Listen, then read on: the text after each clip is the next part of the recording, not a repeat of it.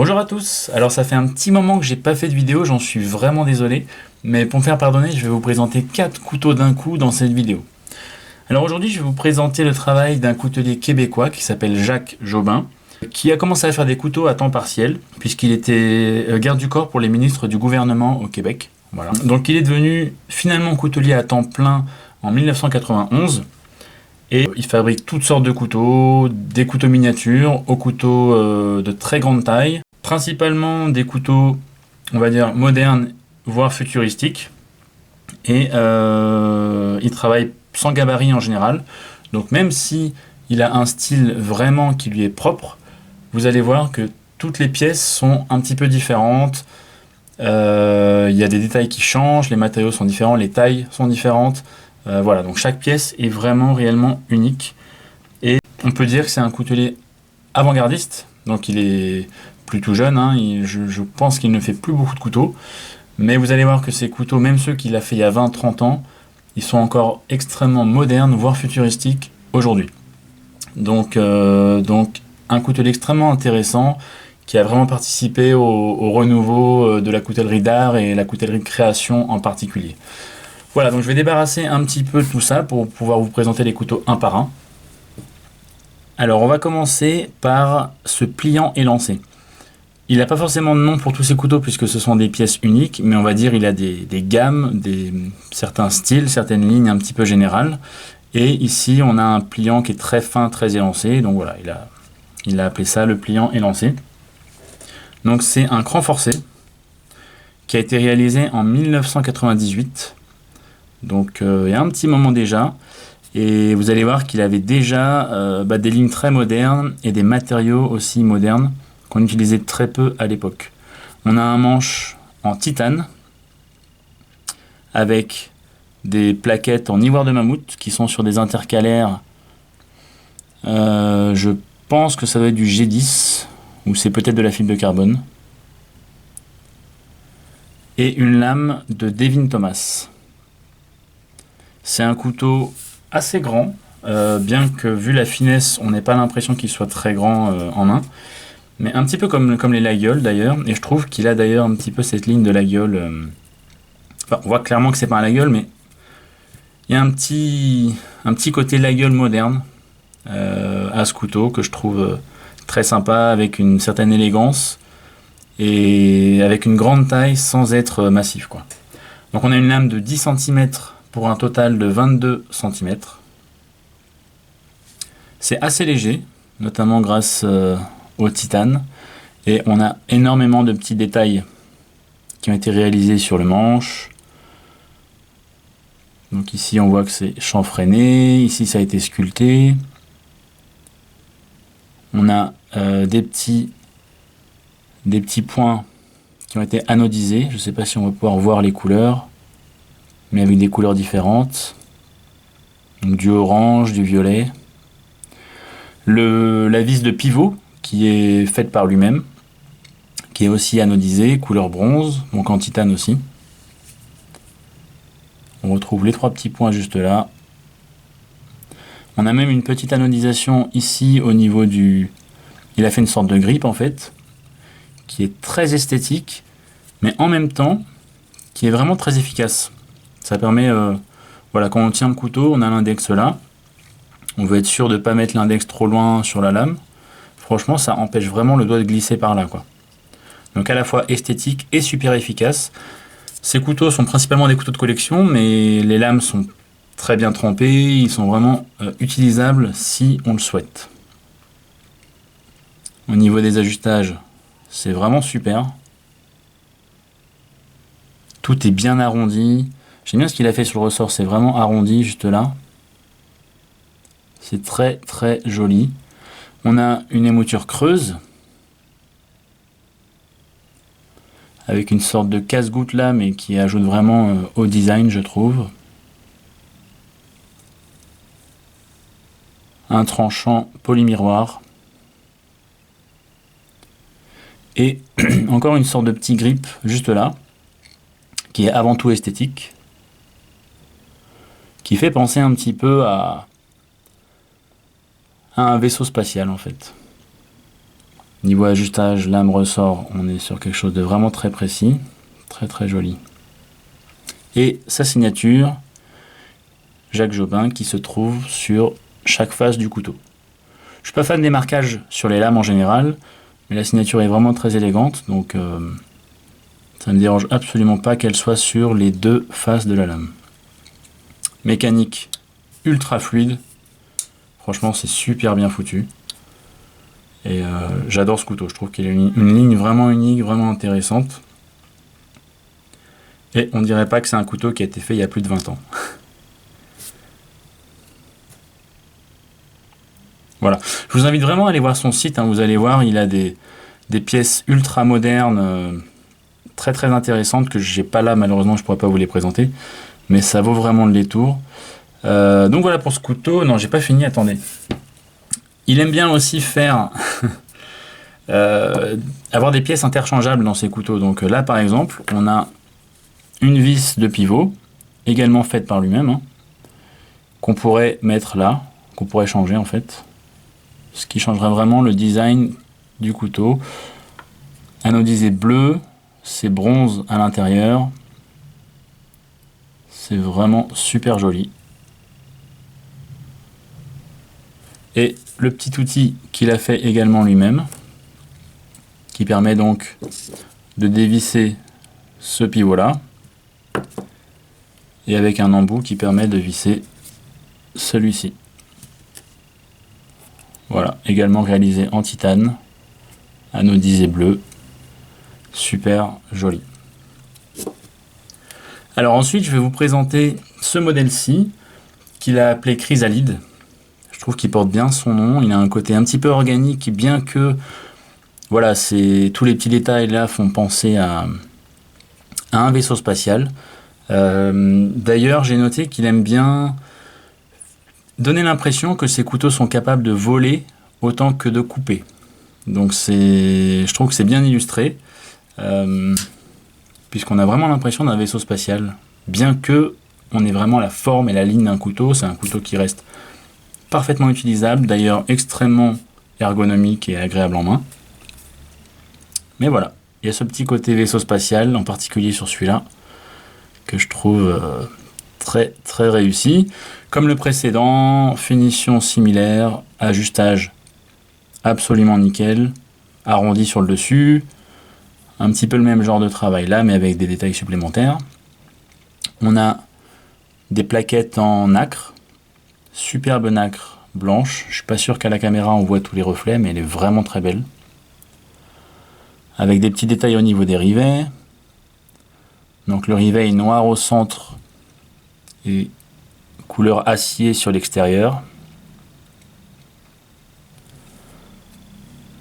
Le pivot, encore une fois, réalisé par lui-même en titane, avec des petits détails et anodisé en bleu.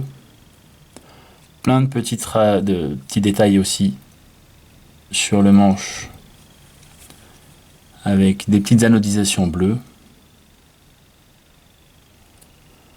Voilà, vraiment super boulot. Celui-ci a un mécanisme qu'il appelle Top Lock. Je sais pas, voilà, c'est un mécanisme qu'on connaît déjà, mais je sais pas s'il y a un nom officiel, j'ai pas réussi à trouver pour ce genre de mécanisme, mais on va l'appeler Top Lock.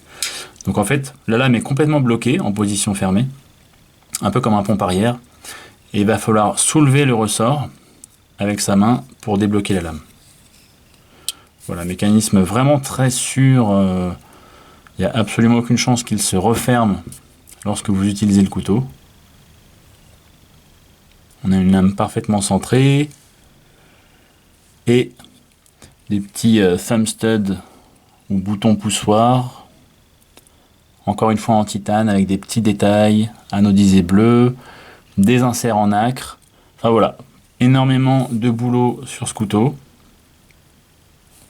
qui est vraiment magnifique. D'ailleurs, j'avais même pas remarqué, il y a aussi un petit détail ici. Oups. Au cul du couteau. Voilà, super pièce. Je vais essayer de pas trop bouger parce que on me fait le reproche en commentaire que je bouge un peu trop, donc voilà, je vais essayer de vous laisser apprécier les détails. Et au niveau de la lame, je sais pas exactement que c'est. Enfin, c'est du Damas, mais je sais pas. J'ai pas le nom de la personne qui l'a fait, mais je pense que c'est du Devin Thomas. Avec une révélation assez discrète, que je trouve qui va très bien avec ce couteau. Même genre de lame que sur le couteau précédent, avec encore une fois cette petite finition là sur le dessus, émouture creuse, signature sur les deux côtés, ce même petit casse-goutte qui amène un côté design très sympa, et un tranchant poli, encore une fois. Donc voilà pour ce couteau chrysalide. Je vous montrerai les étuis à la fin, il fait aussi de super étuis. Donc voilà, il fait vraiment tout lui-même, hein, sauf les damas. Il préfère faire appel aux experts dans le domaine, histoire d'avoir vraiment le produit le plus qualitatif possible à la fin. Voilà pour le chrysalide, réalisé en 2010 celui-ci, donc assez récent. Mais encore une fois, il fait ce genre de couteau depuis 20-30 ans. Donc imaginez, voilà, il fait ça il y a 30 ans. Aujourd'hui, ça reste super moderne. C'est quand même vraiment très intéressant. Alors j'ai oublié de parler de taille. Celui-ci est un chouïa plus grand que le précédent. Mais niveau gabarit, voilà. On est sur un truc beaucoup plus massif. Donc il a l'air beaucoup plus grand, bien qu'il ne le soit pas. Il a une lame de 10,5 cm pour un total de 23 cm. Donc voilà, à peine 5 mm de tranchant en plus que le précédent. Et le suivant que je vais vous présenter est encore plus massif. Voilà une petite comparaison. Donc, pour celui-ci, on est sur une lame de 11,5 cm pour un total de 25,5 cm. Voilà, un couteau énorme, mais qui a vraiment de la gueule. On n'a pas de lame Damas cette fois, juste une lame inox. Même genre de travail que les précédents, mais avec encore une fois des détails qui changent. On retrouve les points du tout premier que je vous ai présenté. On va avoir ici par contre des plaquettes en ivoire de mammouth. On est sur un dos plat cette fois, qui n'est pas aussi arrondi que les autres. Encore une fois ces petits détails avec des anodisations couleur bronze. Et tout autour des plaquettes, une finition peau d'orange, qui est vraiment très réussi, qui est vraiment à la mode d'ailleurs aujourd'hui dans le couteau tactique. Mais voilà, il y a bien longtemps que Jacques Jobin faisait déjà ce genre de finition. Une finition peau d'orange qu'on retrouve aussi ici. Toujours une émouture creuse sur la lame, et encore ce système top lock, qui est vraiment sympa. On a une bonne fluidité. On peut l'ouvrir d'une main sans aucun problème. Ce qui n'est pas forcément évident généralement sur ce genre de mécanisme. Hein. On n'a pas la fluidité d'un liner par exemple. Puis vraiment un bruit ultra viril à l'ouverture. Des petits inserts en ivoire de chaque côté. On peut l'ouvrir en tant que droitier et gaucher sans problème. Voilà pour ce couteau. Et on va terminer par un petit couteau fixe, juste là. Donc ici, on a une lame de 10,5 cm pour un total de 21 cm. Donc on est vraiment sur quelque chose d'équilibré. Même longueur de lame que de manche.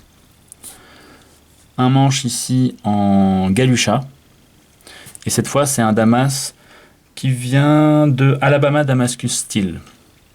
Je connaissais pas du tout ce fabricant de Damas, mais voilà, un Damas apparemment carbone. Toujours les moutures creuses, toujours cette même forme, cette même ligne de lame, avec cette fois des inserts en titane dans la lame. Donc une anodisation qui est bleutée violet sur le centre et dorée sur l'extérieur du rivet. On va avoir aussi des petits inserts en titane là-dessous. Et même un petit insert en titane sur le dessus. juste là.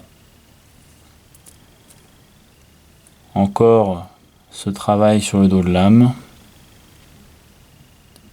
Un guillochage.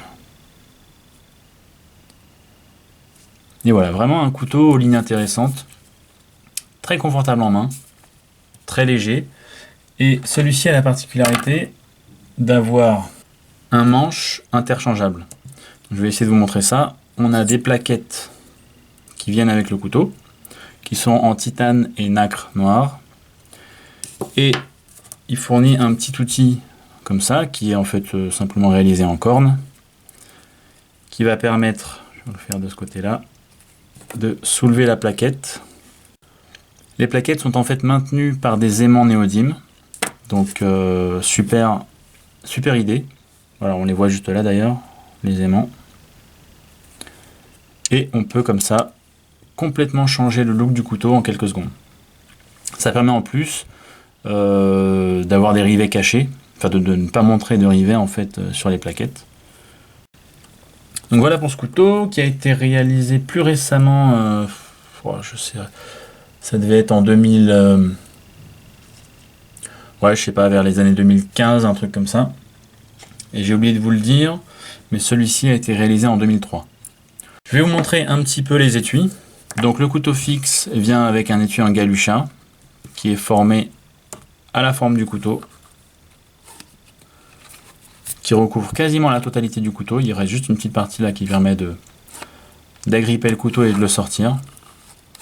Vraiment superbement réalisé par lui-même, évidemment. Ensuite, pour le petit couteau, on va avoir un étui en cuir de requin. Encore une fois, très bien réalisé, vraiment ajusté. Le couteau ne peut pas sortir de l'étui par lui-même. C'est super joli. Pour le chrysalide, on va aussi avoir un étui en cuir de requin, a priori, je pense. Voilà, encore une fois, formé à la taille et à la forme du couteau. Et enfin, pour le grand modèle, alors je pense que ça doit être de la peau de serpent, quelque chose comme ça. Je suis pas expert en cuir, mais voilà. Encore une fois, superbement réalisé. Voilà pour cette vidéo, j'espère que ça vous a plu. Si c'est le cas, n'hésitez pas à me laisser un petit like. Dites-moi en commentaire ce que vous en pensez. Et n'hésitez pas encore une fois à aller voir son site. Ça vaut le détour. Je vous retrouve bientôt pour une prochaine vidéo. Ciao.